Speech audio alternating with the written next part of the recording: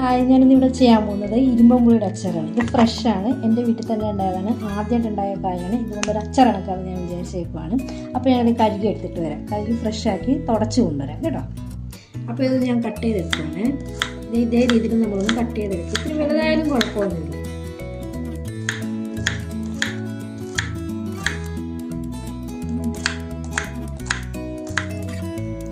അപ്പം ഞാനിത് ഇത്രയും അരിഞ്ഞെടുത്തിട്ടുണ്ട്. ഇനി ബാക്കിയുള്ള കാര്യങ്ങൾ നമുക്ക് ചെയ്യാം. അത് റെഡിയാക്കാൻ പോകണം. നമ്മൾ അതിൽ അപ്പോൾ നമ്മുടെ പാൻ ചൂടായിട്ടുണ്ട്. ഈ എണ്ണ ഒഴിക്കാം. എണ്ണ നല്ലെണ്ണ എന്ത് വേണേലും ഒഴിക്കാം. ഞാനിപ്പോൾ എണ്ണയാണ് ഒഴിക്കുന്നത്. നമ്മൾ വറുത്താണ് എടുക്കുന്നത്. അപ്പോൾ ഇത്തിരി അത്യാവശ്യം കൂടുതൽ എണ്ണ എടുക്കും. എണ്ണ ചൂടായിട്ടുണ്ട്. അപ്പോൾ നമ്മുടെ പുളി അതിനകത്തോട്ട് ഇട്ട് കൊടുക്കണം.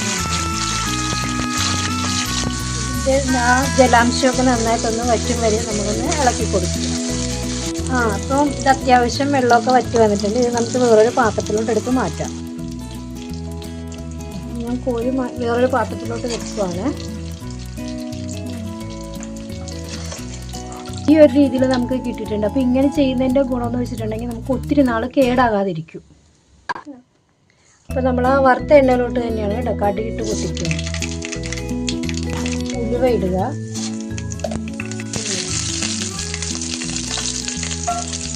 വെളുത്തുള്ളി ഉണ്ട്. അതിനുശേഷം നമ്മൾ പച്ചമുളക് ഇടുക. പച്ചമുളക്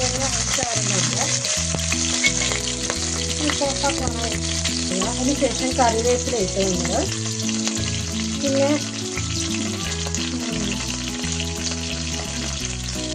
ഇഞ്ചി ആവശ്യമുണ്ടെങ്കിൽ മാത്രം, ഓപ്ഷണലാണ്, ആവശ്യമുണ്ടെങ്കിൽ മാത്രം ഇട്ടാൽ മതി. ഇല്ലെങ്കിലും കുഴപ്പമൊന്നുമില്ല. ഒന്ന് ഇട്ടേക്കുക.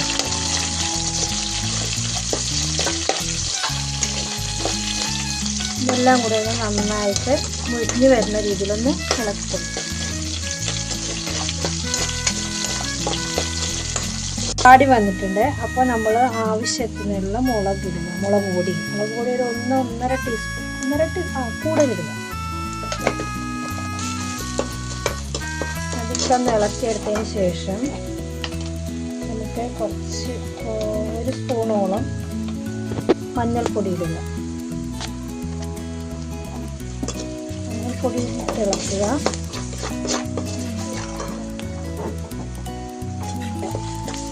കുറച്ച് കായപ്പൊടിയും കൂടി ഇതിൻ്റെ കൂടെ ഇട്ട് കൊടുക്കുക. കായപ്പൊടിയും കൂടി ഒന്ന് നന്നായിട്ട് ഇളക്കിയെടുക്കുക. അതിനുശേഷം നമുക്ക് എല്ലാത്തിനും കൂടെ ആവശ്യമായിട്ടുള്ള ഉപ്പും കൂടെ ഇടുക. ഉപ്പ് ചേർത്ത് നന്നായിട്ട് ഇളക്കിയിട്ട് നമുക്ക് ഒരു അര ഗ്ലാസോളം വിനാഗിരിയും കൂടി ഇതിനകത്തോട്ട് ചേർത്ത് കൊടുക്കുക. പുളി ഒഴിച്ചതിന് ശേഷം നമ്മുടെ എണ്ണയൊക്കെ ഒന്ന് നന്നായിട്ട് തെളിഞ്ഞ് വന്നിട്ടുണ്ട്. അപ്പോൾ ഇനി നമുക്ക് ചേർക്കാനുള്ളത് നമ്മൾ വറുത്ത് വെച്ചിരിക്കുന്ന പുളി അങ്ങോട്ട് ഇട്ട് കൊടുക്കുക. എന്നിട്ട് നന്നായിട്ട് അത് ഇളക്കി അങ്ങോട്ട് യോജിപ്പിക്കുക.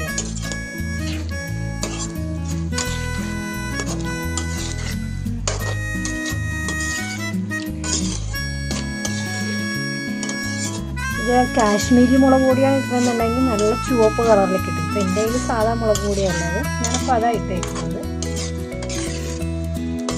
ഇതിന് കുറച്ച് നേരം നമ്മൾ ഒന്നുകൂടെ ഒന്ന് കുക്കാകാൻ വേണ്ടി വെക്കുക കേട്ടോ. ഇപ്പോൾ ഏകദേശം അച്ചാർ ഇത്ര ആയിട്ടുണ്ട്. ഇനിയാണ് ഇതിനകത്തോട്ട് നമ്മുടെ അച്ചാറൊന്ന് വെറൈറ്റി ആക്കാൻ വേണ്ടിയിട്ട് നമ്മൾ ഇത്തിരി ശർക്കര, ഇത് ഞാൻ പാനിയാക്കി വെച്ചേക്കുവാണ്, ഒരു 2 സ്പൂണോളം ശർക്കര ഒഴിച്ചു കൊടുക്കുക. എന്നിട്ട് ഒന്നുകൂടെ ഒന്ന് നന്നായിട്ട് ഇളക്കി വെക്കുക. ഒരു പ്രത്യേക ഒരു മണം വരുന്നുണ്ട്, ഒരു വെറൈറ്റി മണം വരുന്നുണ്ട് നമുക്ക്. ആ എരിവും പുളിയും മധുരവും ഉപ്പും എല്ലാം കൂടി ചേർന്നിട്ടുള്ള ഒരു നല്ലൊരു മണം തന്നെ വരുന്നുണ്ട്. കഴിച്ച് നോക്കുമ്പോൾ അറിയാം ടേസ്റ്റ് എങ്ങനെയാണെന്നുള്ളത്. അപ്പോൾ നമ്മുടെ അച്ചാർ ഏകദേശം ഈ ഒരു പരുവമായിട്ടുണ്ട്. നമുക്കിനി അത് വേറൊരു പാത്രത്തിലോട്ട്, തണുത്ത് കഴിയുമ്പോഴത്തേക്ക് വേറൊരു പാത്രത്തിലോട്ട് എടുത്ത് കുപ്പിയിൽ നന്നായിട്ട് അടക്കി വെച്ച്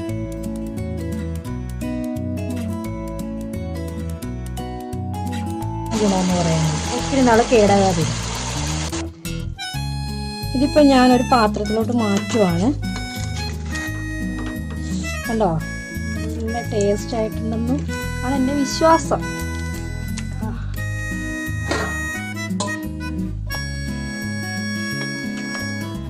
ഇത് ഞങ്ങളുടെ നാട്ടിൽ ഇരുമ്പമ്പുളി എന്നാണ് പറയുന്നത്. നിങ്ങൾക്കൊക്കെ അവിടെ ഇങ്ങനെ പറയുന്നത് എനിക്കറിയില്ല. പല രീതിയിൽ പറയും. കോയക്കാപ്പുളി എന്ന് പറയും, ഇരുമ്പമ്പുളി എന്ന് പറയും, ചെമ്മിപ്പുളി എന്നൊക്കെ പറയും. അങ്ങനെ പല രീതിയിൽ ഇതിനെ പറയുന്നുണ്ട്.